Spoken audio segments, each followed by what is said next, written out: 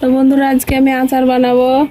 তো কুলের আচার বানাবো, সেই জন্য এখানে মশলাটা বানিয়ে দিচ্ছি। তাহলে বন্ধুরা তোমরা সবাই কেমন আছো? আশা করি ভালো আছো, আমিও খুব ভালো আছি। তো বন্ধুরা এখানে এই কালো সরিষা গেলাম ভেজে নিচ্ছি, আর এখানে একটা স্পেশাল মশলা বানাবো। তার জন্য এখানে আছে মৌরি, পাঁচফোড়ন আর তেজপাতা, আর দিয়ে দেবো গোটা জিরে। তো সব একসঙ্গে ভেজে গুঁড়ো করে নেব।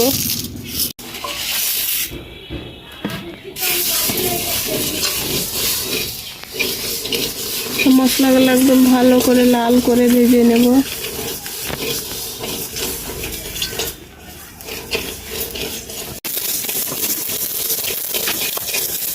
মশলাগুলো ঠান্ডা করে গুঁড়ো করে নেব। তো বন্ধুরা এখন তেল দিয়ে দেব।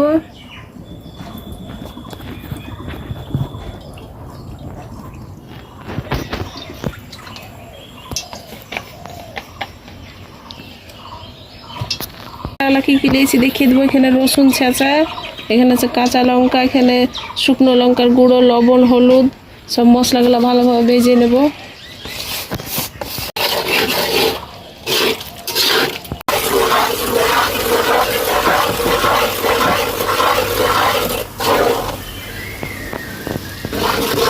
মশলাটা ভাজা ভাজা হয়েছে, এবার কুলগুলো দিয়ে দিব। এই যে কুলের আচার, যখন আমরা ছোট ছিলাম তখন এই টিন বাগান।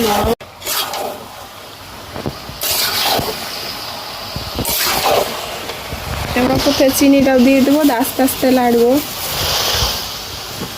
তো বন্ধুরা এখানে তো 1 কড়াই বোর আছে, আর এখানে 2 কেজি চিনি দিয়ে দেবো।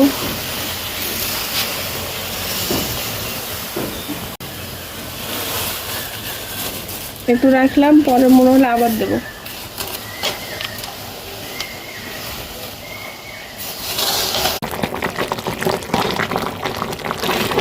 বন্ধুরা এখন গুঁড়ো মশলাটা দিয়ে দেব, যেটা ভেজে রেখেছিলাম গুঁড়ো করে। এটা আচারের হলো আসল স্বাদ। আচার কুলের আচার, এই আচার খাওয়ালে ছোটবেলাতে আমরা কত দিন হয়ে গেছি।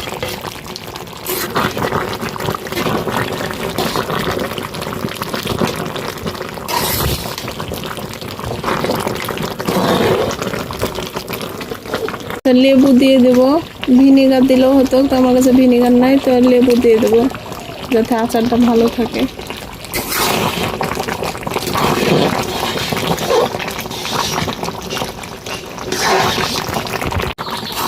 তো বন্ধুরা এই তো পুরো 1 কড়াই আচার হয়ে গেল আমার। দেখো কত সুন্দর লাগছে দেখতে, কত লোভনীয়, দেখেই মুখে পানি চলে আসছে।